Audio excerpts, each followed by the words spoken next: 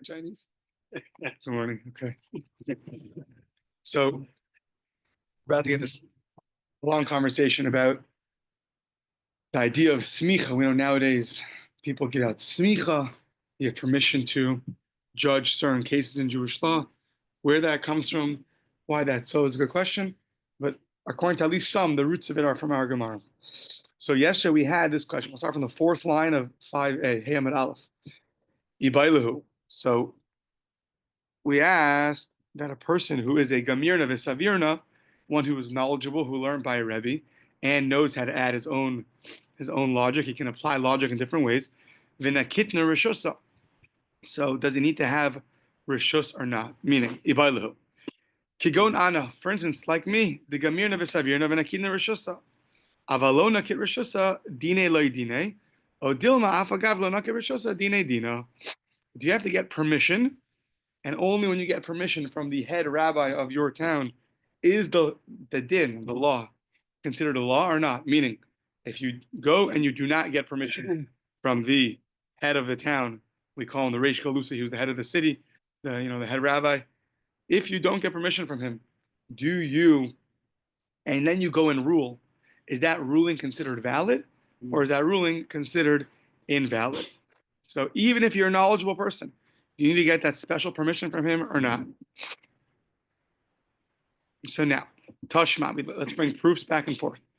Tashma, the Marzutra brother of Nachman, Marzutra, the son of Rav Nachman, done dina, v'ta'a, he made a mistake. Now, there's a whole section in Shulchan Aruch about this. What kind of mistakes do you have to pay, not pay for? Let's say, he came to a certain conclusion, and in his weighing out the two sides, he erred in one area. So now he was done dina v'ta. So now he felt he made a mistake when he was weighing out the two sides. Does he have to go back and return the money? Does one guy have to return the money to the other? So now, I guess, does he have to reimburse the guy for making a mistake? So now, also the commentary of Yosef. He came in front of Rav Yosef. Amar lei, he says, it depends. Im kiblu chalayu, it depends. If the two parties totally and fully accepted you as their judge, then no matter what you say is the law, so then you don't have to pay. Lo tishalim. V'ilo, but if they just said, listen, judge us the way the Torah wants to judge us, and they didn't have any explicit acceptance of you, no matter what, unconditional acceptance, just tell us what the Torah thinks, and that's it. So then you should go and pay them money. If you made a mistake, then you should go and pay them. But either way, what do you see? His ruling was considered a good ruling. Question was, do you have to pay or not pay? But the ruling was a good ruling, even though he didn't get permission. Shma mina, we learn from here, ki lo naked rishusa dine dina shma mina. When you don't get permission from the head rabbi in town, the law is still considered a good law. The din is still considered a din. Shma mina. Okay. Now, Amar Rav says, Ha'iman debayla meidan dina, someone who goes to judge a halachic ruling, the ita'a, and he makes a mistake, mibayi lemiftar, and he wants to be, exempt from paying the person that he made a mistake. Meaning, a person sometimes he weighs out different things, comes to a conclusion, and he says this guy's innocent, this guy's guilty. You do him $100, you owe him only $200, and later on, when he starts to rethinking it, he realized that he might have made a mistake, or he did make a mistake. So now, sometimes you could be exempt from paying, sometimes not. So we're asking, if I get permission from the Reish Galusa, will that exempt me from paying or not? Now, why in the world would permission from the Reish Galusa, the head rabbi, exempt you from paying? So I saw one explanation. It's because we know there's a general idea that the court, the Bezdin, something called Hefker Bezdin Hefker, they're allowed to, when they see fit, to take money and give it to this person to exempt you from paying. Mm-hmm. So it could be that the Reish Galusa here had that same power. He was able to do that. So if you got permission from him, so that would enable a person to be exempt from paying back if he would make a mistake.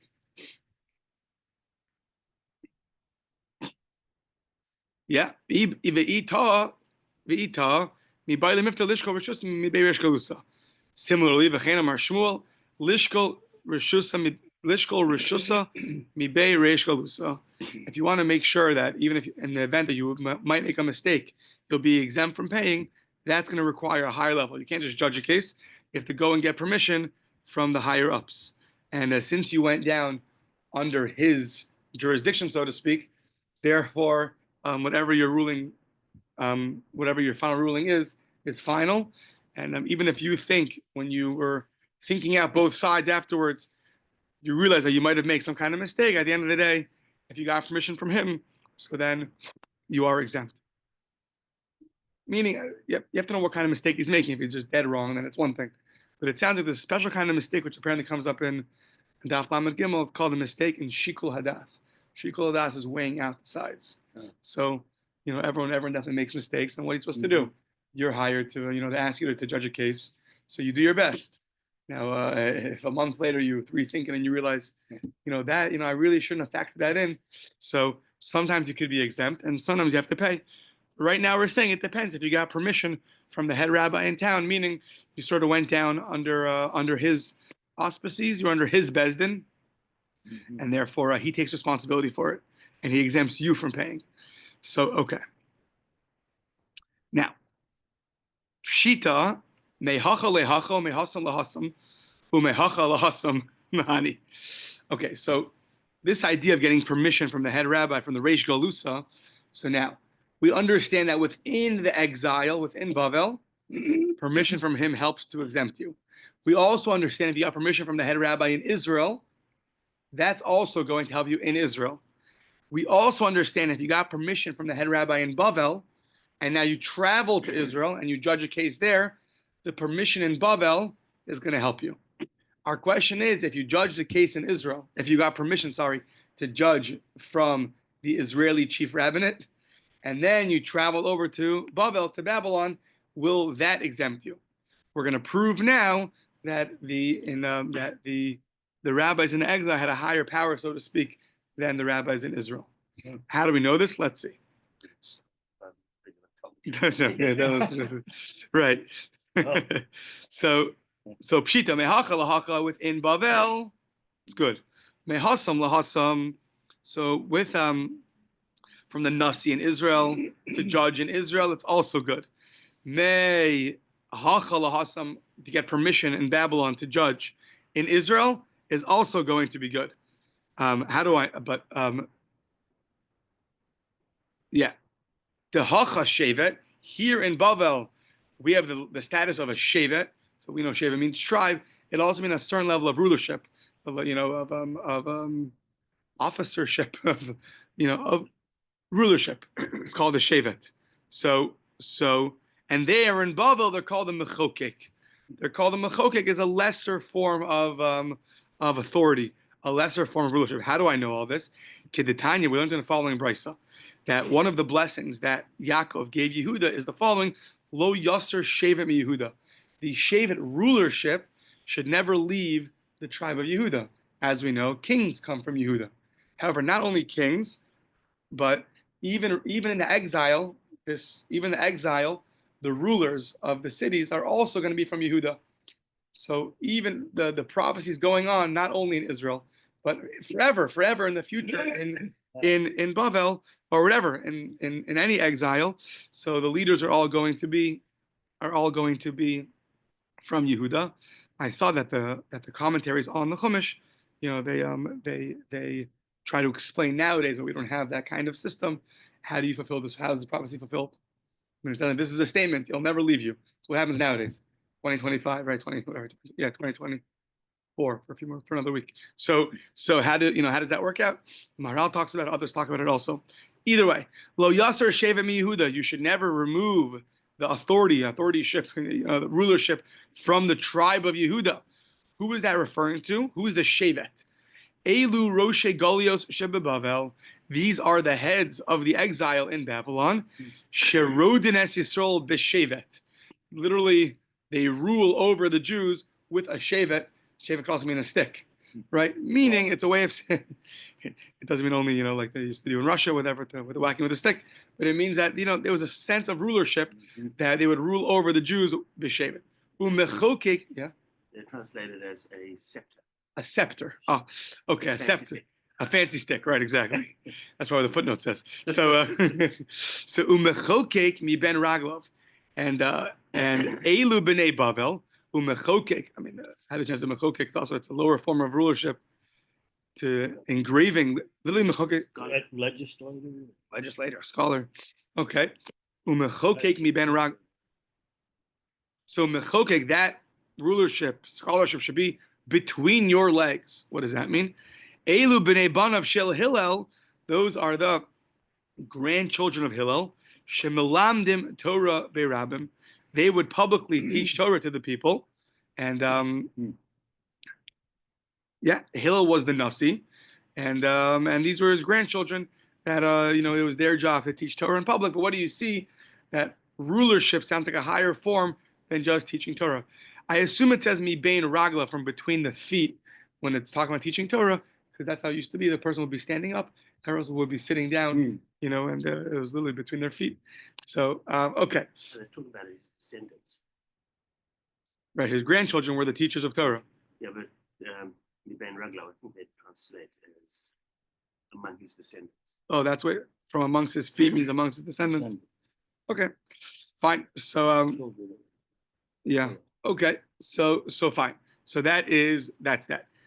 So now the question is, may hasam lahachamai. What about someone who got since in Israel it's a lower level of authority, and you got permission to judge cases, and now you found your way to Babylon, to Bavel. Can you judge the cases there, or you need only a high level of authority? So let's see. Tashma, the Rabbi Baruch Chana, Dundina. So we're going to see there's a whole story coming up at the bottom of the Amud. He went from Eretz Yisrael to Bavel. He was Dundina. He judged the case, V'ta'ah, and he found out he actually made a mistake. Also, once again, there are many kinds of mistakes one can make when they're judging. I don't think this means the guy was clearly innocent and he told him he's guilty. I don't think that's what it means. I think it's we have to see more in Daf Lamed Gimel about this, but it sounds like it's called a mistake, b'shikol adas, when you're weighing out the sides, some kind of mistake, and now we have to see more. So that kind of mistake was made, v'ta'ah. Now, also l'kamei de Reb Chia. He went to Reb Chia, Amar lei, listen, if the people that you're judging fully accepted you, then no matter what you say they're going to go with, then lo tishalim, then you're exempt from paying. Because basically they accept you and they understand humans make mistakes, and even judges, even rabbis make mistakes sometimes. So therefore they fully accepted. If they didn't fully accept you, they just tell us what the Torah says and that's it, without fully accepting you. So then zil shlim. But what do you see? The case, he was allowed to judge the case. The question was about making a mistake, but the case itself was judged. So even though he came from Eretz Yisrael and he got permission to judge in Eretz Yisrael, he was allowed to judge in Bavel. Okay. The Rabbi Bar Chana Rishusa Havenakit. Rabbi Bar Chana he got permission. How do we know? We're going to see in a second. He got permission in Eretz Yisrael. So, and yet that worked for him to judge cases in Babylon. Shma Mina. Sorry. One second. Sorry. He got permission from Israel, and yet we see that unless they fully accepted you, it didn't exempt you from paying. Meaning earlier we said if you got permission from the Reish Galusa, the head rabbi, the chief rabbi in exile, then no matter what you judge, you are exempt from paying because you went under his jurisdiction. On that we asked, does that same level work if your permission was from Israel and you came to Babylon? Then no matter what you judge, you'll be exempt from paying? On that we see, no, it depends if they accepted you or not. The mere fact that you got permission from the chief rabbi of Israel is not going to exempt you from automatic payment if you made a mistake in Babylon. As we see from here, he was told it depends if they accepted you or not. But if they didn't accept you, then you have to go pay. So then, permission from the head of Israel is not going to help you to exempt yourself from payment in Babylon. Okay. The lo mahani, really, it's not going to help you. The Rabbi Bar of Huna, when Rabbi Bar of Huna was in Babylon, he sounds like he was in some kind of court case. He was fighting with the children of the head rabbi in Babylon. Sounds like they were fighting over some kind of law, some kind of case. So, and he wants to prove his point, and he says, listen, Amar lav mi naichu nekitna rishusa me Abba Mori, the Abba Mori me Rav me Rav Chia me Rebbe. So basically, listen, you're fighting with me. I think I'm right, and I didn't get permission from you to judge. I got permission from my father, the Abba Mori. He got from Rav permission to judge cases.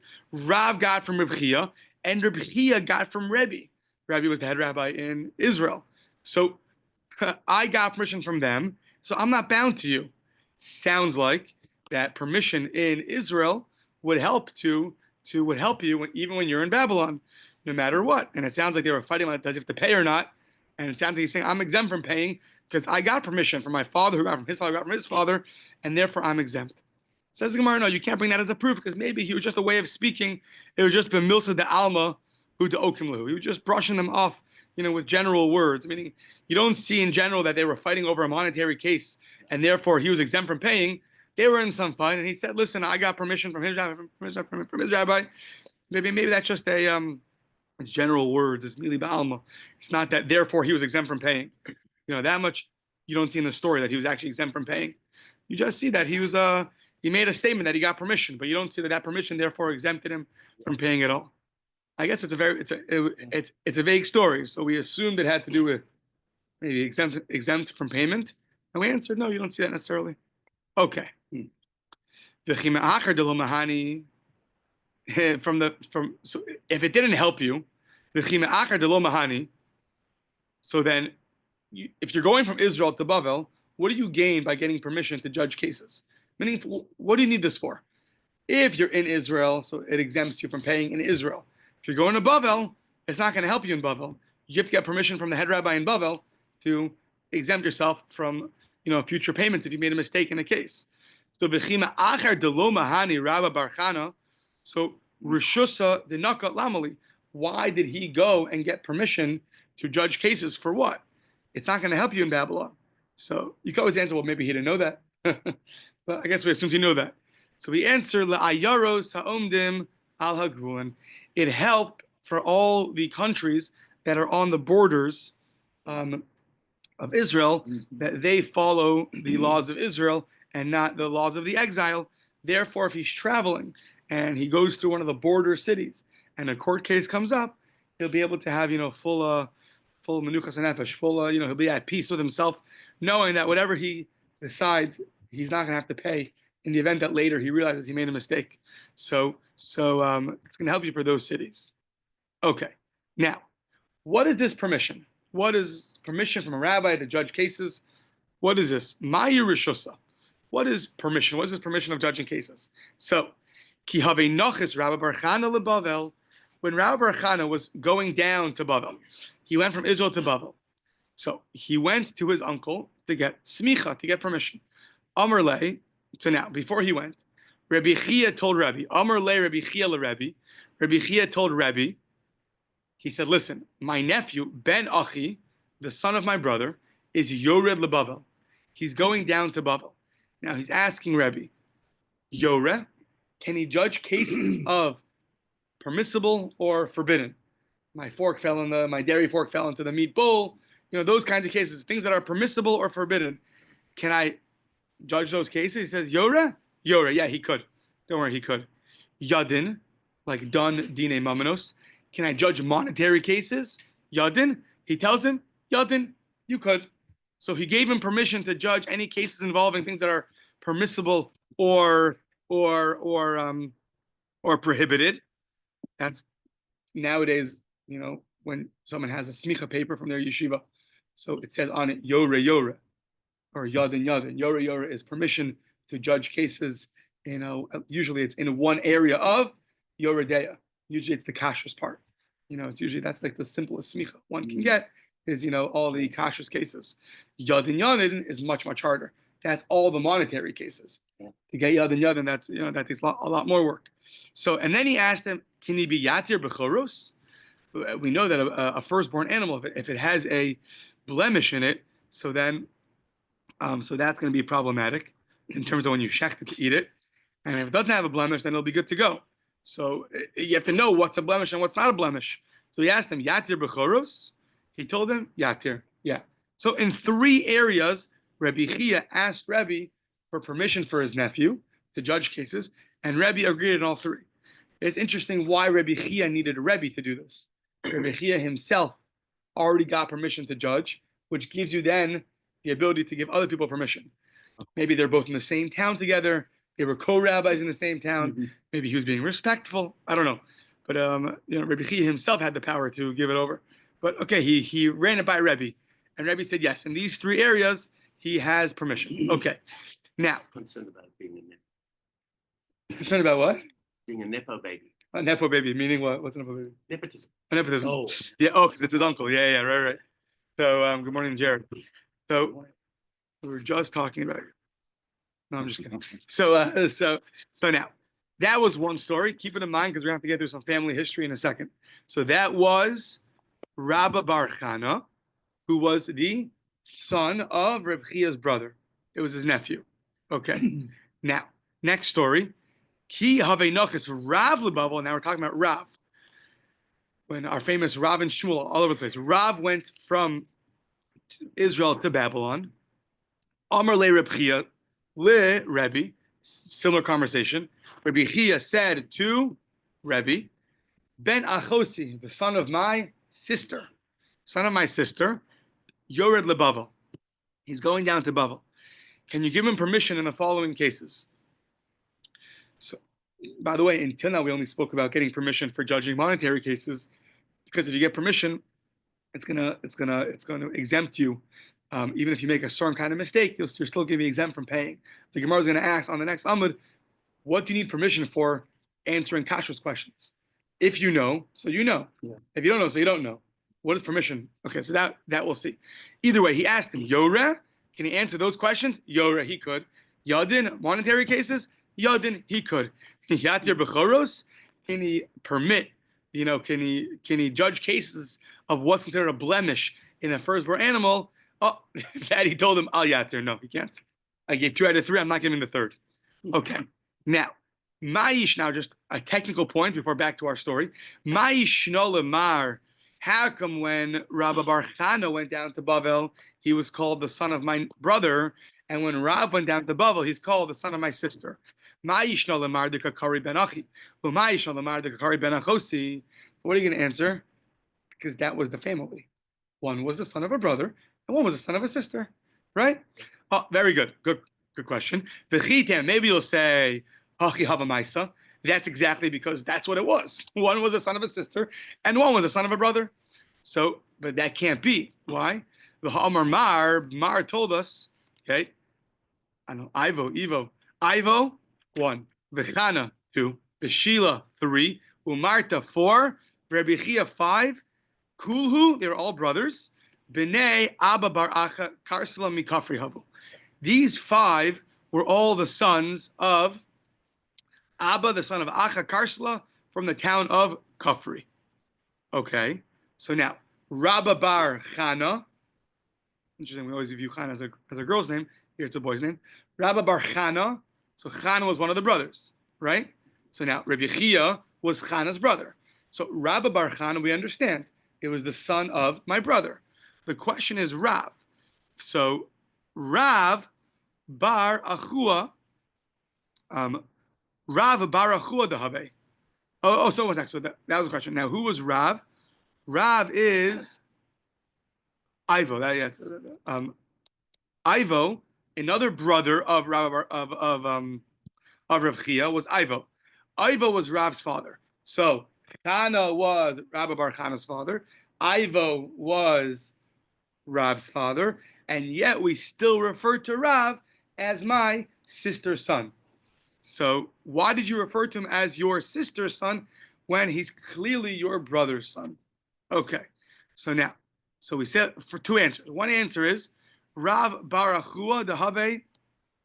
So Rav Bar Achua, he really was a son of a brother. Dahave, Rav Bar Achua Dahave Bar Achte. Rabbi Bar Chana was Bar Achua de la Bar Achte. Rav not only was the son of the sister, the son of the brother, he also was the son of the sister. So meaning Ivo, and how's it going to work? Ivo, his father, married Rav Chia's sister. Yes, the sister from another marriage. So meaning Rabbi Chia's nephew was Rabbi Chia's brother Ivo, married Rabbi Chia's sister. Now it must be a sister from somewhere else, right? So that would mean that now that son, Rav, was a son of my brother and a son of my sister. Okay, that's one answer. The Ibais Ema. Now, Ibais Ema, usually when you have an alternative answer because it disagrees with the first answer. Here the commentaries point out we're not necessarily disagreeing that this was the family lineage, but we're disagreeing that for that reason he would refer to him as a son of my sister. Why not just call him a son of my brother? He referred to him as a son of my sister in a very complimentary way. The Ibais Ema al Shem Chachmaso. He was referring to his brilliant wisdom. Why does a sister refer to your brilliant wisdom? Because we say in Mishle, it says, Emor lechachma, tell wisdom, achosiat, you're my sister. So what does that mean exactly? So if I remember correctly, just like you know who your sister is, and you know she's forbidden to you, and things like that, you have to have wisdom that clear also. You have to know things that clearly, like your sister. You know, nowadays they say like the palm of your hand, right? To know things that now. I always had a question on that because I don't know the palm of my hand so well, but whatever. So that was my question. But the thing that you know very well, you have to know wisdom that well also. So it was a compliment to Rav, turning the page, compliment to Rav that he was called the son of my sister. It's because it's the Emor lechachma achosiyat. You should have wisdom. Tell wisdom that you're like my sister, meaning I know you so well, and that's why. Okay, fine. So yeah. So now Rav, if you remember, Rabbi Bar Chana was allowed to judge 3 cases, even the judgment of knowing what's considered a blemish in a firstborn or not. Rav didn't get that permission. So now, Yatir Bechoros al Yatir. No, he cannot judge the firstborn to know what is a blemish in a firstborn animal. My timer. Why not? Maybe he'll tell you he's not such a wise person. But Hakamrin and the Chachim Tuva. You just told me he's a very wise person. You called him the son of your sister. So why can't he answer these questions? Ela Mishum Delo Bekia Bemumi. Because he's not an expert. He might be very wise, but in the physical manifestations of what is an animal made up of, and the etymology of an animal, and what's considered a blemish, you have to know. And he's not enough of an expert in that area to know what a blemish is. What do you mean? Rav said, this is amazing, by the way. I spent 18 months. I spent learning, being raised up in my halachas of learning about an animal for 18 months. Eitzel roa, behema, leida, just to know, eza mum kavua, the eza mum over. So why can't Rav judge these cases? One time I heard from here that person who's judging, a rabbi who's judging cases, he has to know the physical. I mean, it's obvious, but he has to know the physical. The characters of anything you want to judge, a microwave, you want to judge, bugs in water, whatever case you want to. You have to know. As you see from here, Rav spent 18 months learning about animals before he was able to, felt confident enough to judge the animal itself. So why did he not give him that permission? Ella. They're both going down to Bavel and judging. He wanted to give kavod, he wanted to give honor to Rabbi Bar Chana. Therefore, he allowed Rabbi Bar Chana to judge those cases and not Rav. Rav was obviously a brilliant person. They're both going to come to town, and one guy's going to be known as the greatest, one other one's going to be known as the So he gave him an area of where this one will have more expertise, will have permission to judge, and then another area. Yeah, exactly. So the importance of make sure you give kavod to other people, even to great rabbis, is very important. Okay. V'bais ema mishum hagufe the Rav bekia b'mumei tfei. No, it's because he was such an expert. Meaning, an alternative answer, he was such an expert in judging, in knowing what a blemish is. Mishum hagufe the rabbikia b'mumei tvei v'shari mumi. He's going to permit animals delo yadi inish. People are going to have no idea, like, that's okay, really? The Amri, and they're going to say, Ki ha'i gavna shara Rav. They're going to say, look, this happens all the time. Look, Rav permitted this case, and they're going to go and try to compare that to another case. But also lemishre mum over. And they're going to go and permit other cases of blemishes, and that is going to be, that's going to be not okay. A mum over as opposed to a mum kavua. A mum kavua is a permanent blemish. A mum over is a blemish that passes. Yeah. So basically, what's going to happen is you're too good, and people are not going to know how to apply your logic to other cases, right? You know, if I can do this on Shabbos, I for sure can do that on Shabbos. No, you can't do that on Shabbos. You know, so yeah, it's interesting. It's brought down in Shulchan Aruch in different places that there are things that are allowed to do, but you shouldn't do it in front of people that aren't knowledgeable because they might get the mistaken understanding. Yeah. So okay. You're too good at your job. That's right. That's right. Yeah, a person has to be careful. You know, that's even if you think that things are permissible, but you have to always be in tune with the people to know how they're going to take it. You know, so okay. So now yore. So now, what's this idea of you can get permission to judge cases? It's kosher. It's not kosher. Why? If you know, you know. If you don't know, you don't know. So now, gamir rishosa. Gamir. If you're knowledgeable, rishosa lamali. So what do you need permission for? It's interesting that earlier we said you're a gamirna v'savirna. Okay, we had two qualifications. You were gamirna, you knew the answers. V'savirna, you knew how to apply them. Here it says gamir. Maybe it just means a general idea, meaning you're generally knowledgeable. I don't know. It's interesting. Gamir rishus alamali. Why do you need permission from anybody? Gamir rishus alamali lemishkal. Why do you have to have permission? Because of the following story, and at least I saw in I think in the Hebrew art scroll, that from here, some say from here is the original enactment, the roots of the original enactment of you give smicha to your students. So okay, today happens to be apparently Chafetz Chaim in New York. Yossi Deishan's yeshiva is their Chag Smicha today.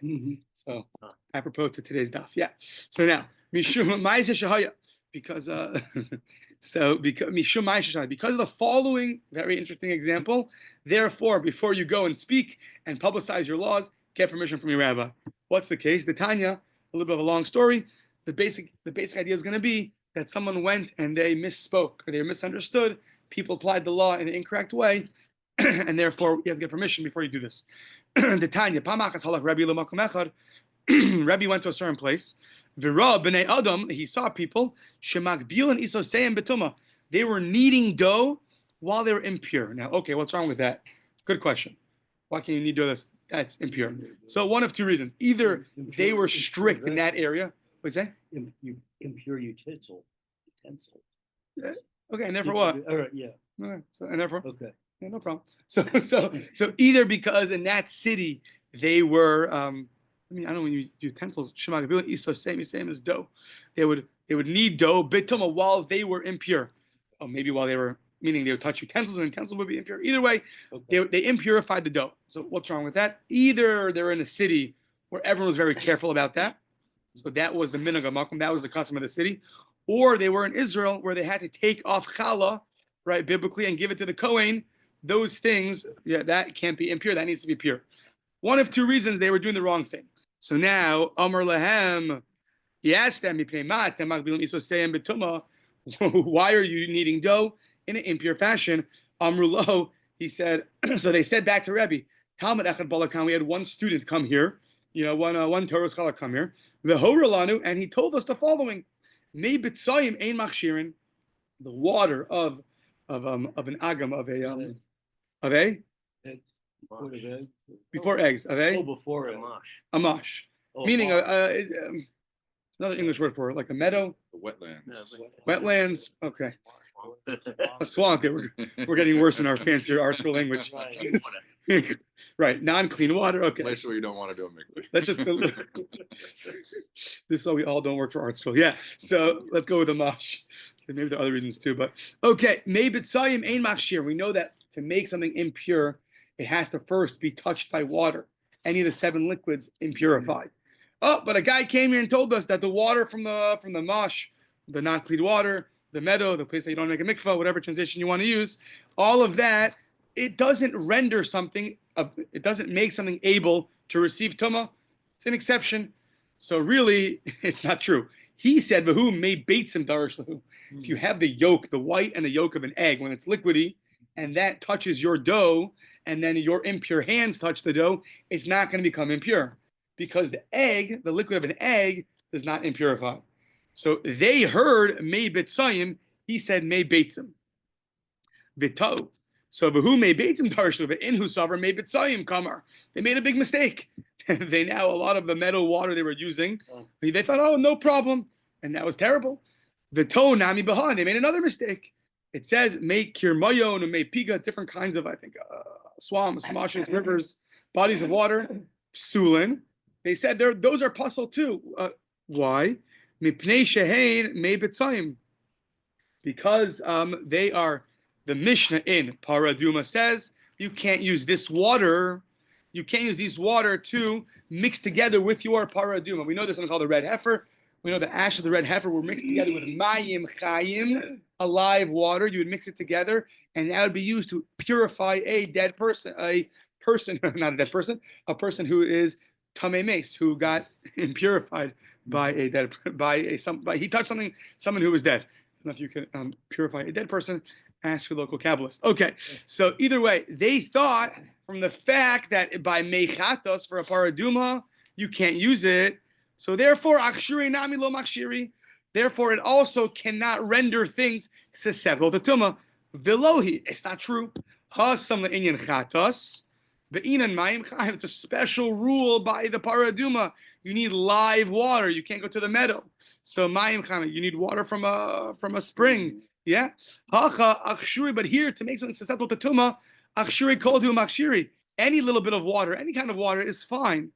So therefore, Tana kol hu makshiri. So Tana ba'oso shah gazru.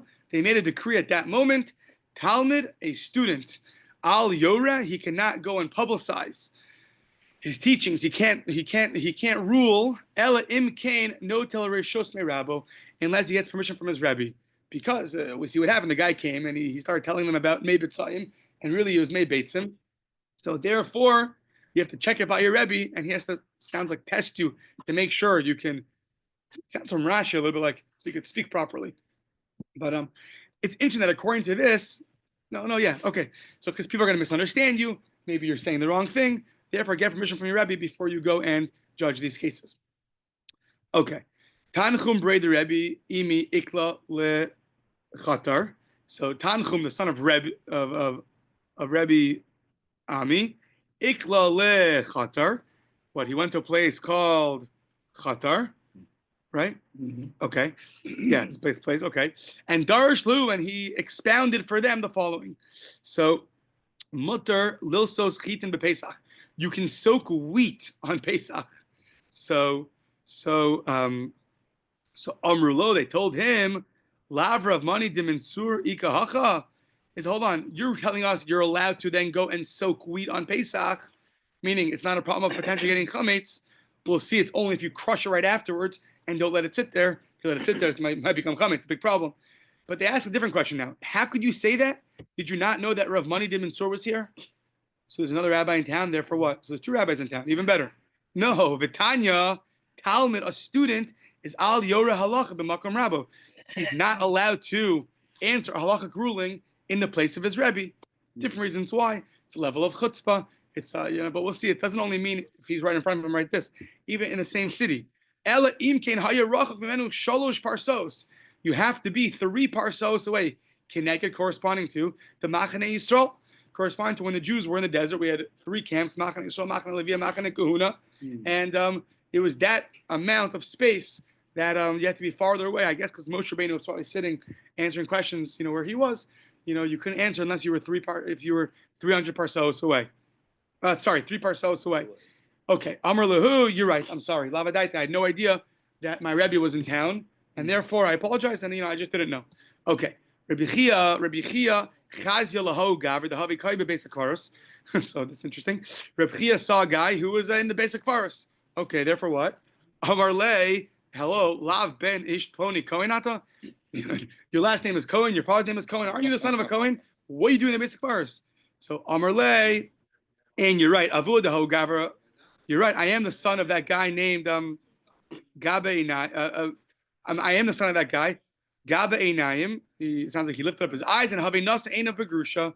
He got excited and he wanted to marry a divorcee, V'chilalu, and therefore I'm the product of that marriage. Therefore I'm the status of a chalal, and therefore I could be here. Okay. Pshita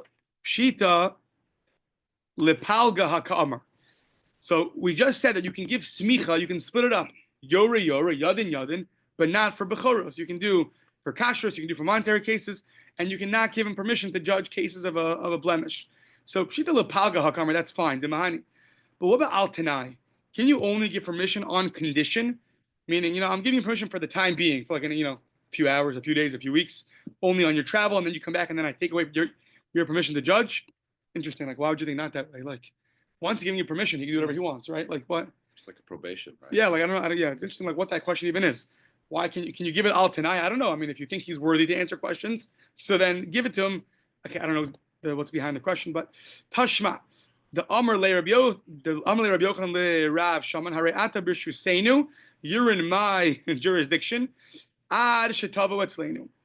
So until you come back from your trip, I give you permission. B'Shuseinu, you're under my jurisdiction. I take responsibility for you and your halakhic rulings. Until you come back to our city, then I no longer give you permission to do that. So okay, I'm not sure why would you not say that, but either way, Gufa Amar Shmuel. Okay, a little bit of a new part. But we have a few minutes. Good. So now, we had before that Shmuel had this ruling that two people can judge a case biblically. It's just they're called a brazen bezdin. Amar Shmuel, Shtayim Shadanu Dineim Din, Ella Shenikra Bezdin Chatzuf, which was a novel ruling because we thought that only three people can judge a case. But Shmuel said that no, even two can judge a case. So if they judge it already, it's judged. But if you ask them, can you judge? Just tell them no. That's considered a brazen bezdin. Mm-hmm. Once again, why is it considered brazen? Maybe because they really should have three. But okay. Yosef Rav Nachman was sitting down, and he said this ruling to somebody. So Eisei Rava le Rav Nachman. Rava said back to Rav Nachman. So he said, look at the following rule: Afilu shnayim mezaken or shnayim mechayven. Even if two people say you're innocent, or two people say you're guilty, the third guy says Eini Yodea. What's the halacha? Two innocent, two guilty, one guy I don't know. What do you do? So says halacha Yosifu hadayanin, add more judges, meaning you got to add a few more because we have to come out with a ruling over here. He says, hold on, Isa, if you're right that as long as two people judge, it's a good ruling. Lehavu kishnayim shedanu, it should be like Shmuel, two people that judge, it's a good judgment. So why not? He answers back, no, it's very different. Shiny hasam demi kara. A big difference. There they sat down with three people. The decision was, we're going to come out with a bezdin of three people. Need a ruling. Therefore, if one says, I don't know, you have to add more judges. Shmuel was just saying, if two people went and judged the case, and they sat down as two people, and they judged as two people, that case is not going to be a valid ruling. Okay, another question on Shmuel's ruling. Aser Reb Shimon ben Gamliel Omer Hadin B'Shlosha. The halacha is you have to need three people to judge. Upshara b'shnayim, and we'll see more about this in Sanhedrin. Something called the compromise. It's always good to try to avoid conflict and go with pshara. I think that's brought down in Shulchan Aruch, I believe. V'yafeh koach pshara mikoach hadin, and you see that stronger is the strength of so to speak, a compromise, a resolution, than it is of a court case. Why? The mikoach hadin sheshnayim shedanu b'alei dinim yicholon lachzer behen. Two people that judge, you can go back on it. But two people that come to a compromise, then you can't retract on that. Once they compromise and they said, okay, fine, I'll settle it with you, but then you're done. But if two people judged, so then you can always go back on it. But if Shmuel's right, then you shouldn't be able to go back on it. So one sec. So that's the halacha of Rabbi Shimon Gamliel. Maybe you'll say that the rabbis argue on Rabbi Shimon Gamliel, and that's what Shmuel goes like. So on that we say, according to everybody, two people that judge is not a good judgment, and that the response is Gavra Karamis. You're asking me a question, Rabbi Abahu against Shmuel. They're both big people, and they can argue on each other. So Shmuel argues on Rabbi Abahu. To be continued tomorrow. Yashkoa. Yeah, Boy, good time. good work.